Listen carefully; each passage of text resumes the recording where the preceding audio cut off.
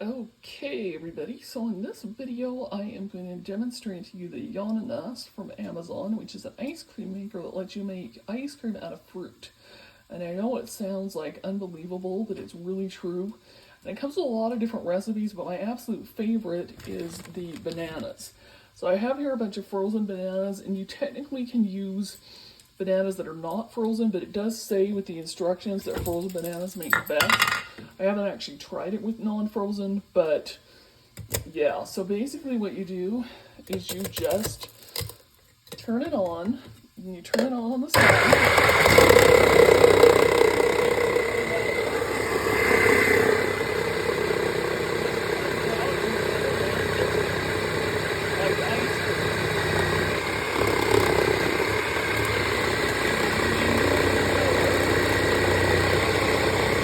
There, you can see it after it's come out. You have to keep scraping it out. You may have to dig it down a little bit, like I'm gonna have to go in here get the rest of it out. But this is about 1.5 bananas, and this is really filling, and it literally tastes like ice cream. I'm not kidding. So if you're wanting to cut back on sugar and ice cream, give this a try.